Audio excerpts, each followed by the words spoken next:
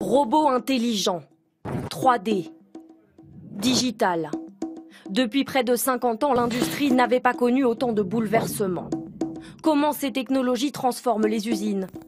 Peuvent-elles changer l'avenir de notre économie?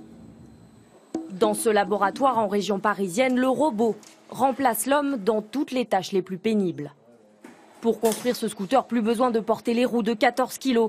C'est ce robot modulable qui le fait à la place des ouvriers. Résultat, moins de pénibilité et une tâche à la portée de n'importe qui.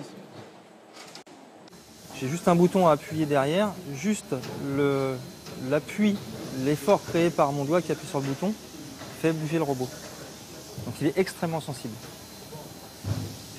Ce robot-là va vraiment permettre d'avoir tout type d'opérateurs, des hommes, des femmes, des petits gabarits, des grands gabarits.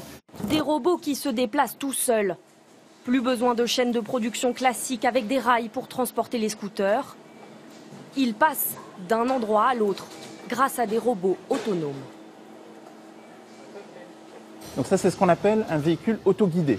Donc c'est un véhicule qui se repère tout seul dans l'espace et qui sait trouver le bon chemin pour aller à l'endroit où il doit déposer le produit. Donc là, on peut le suivre, mais on peut aussi le gêner. Imaginez qu'on le gêne et il va finir par s'arrêter. Donc on n'a plus de problème de sécurité. Et si je m'éloigne, il va finir par avancer. La chaîne de production peut donc être réorganisée à l'envi. C'est plus de flexibilité. Autre révolution, les ouvriers sont guidés en temps réel par la technologie, par exemple pour monter le cadran du scooter. Je vais démarrer. Ça m'explique qu'il faut prendre cette pièce, donc je positionne. La prochaine pièce que je dois positionner. Et vous voyez, il y a une flèche qui m'explique exactement où est-ce que je dois la mettre.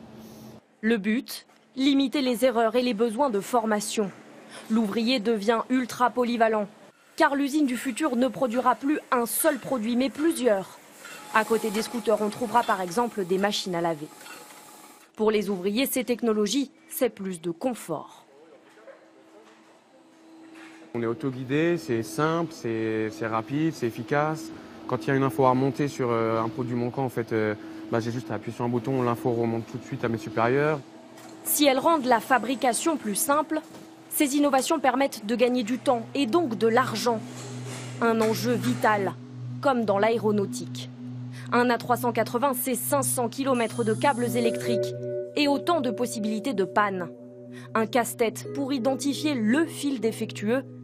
Désormais, tout est simple grâce à ce logiciel.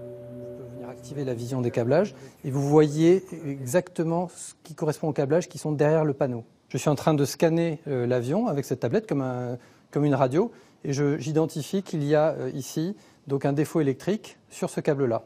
Et donc l'opérateur n'a plus qu'à démonter le panneau, il va trouver derrière le câblage et la panne électrique. Une panne détectée grâce à un boîtier intégré qui renvoie l'information à la tablette. Cette innovation réduit le temps de recherche de panne de 80%. Plus rapide, plus efficace, l'usine de demain inventera aussi des produits plus facilement. Fini les maquettes, les ingénieurs peuvent visiter virtuellement les trains ou les voitures qu'ils imaginent. Ça s'appelle la réalité virtuelle et c'est la spécialité de cette PME près de Bordeaux. Alors, je vais prendre le moteur de cette voiture et je vais l'envoyer sur un site qui peut être distant où Laetitia qui va pouvoir manipuler, prendre l'objet comme s'il était dans ses mains. Plus besoin de construire plusieurs prototypes. Une économie de temps et d'argent. Des révolutions technologiques qui, selon le directeur de ce laboratoire, auront des effets bénéfiques sur l'économie de pays industrialisés comme la France. Et donc toute la vague de délocalisation va en fait s'inverser, les usines vont revenir dans les pays matures et donc ça va créer de l'emploi industriel. Une aubaine pour la France qui n'a fait que perdre des emplois dans l'industrie ces 15 dernières années.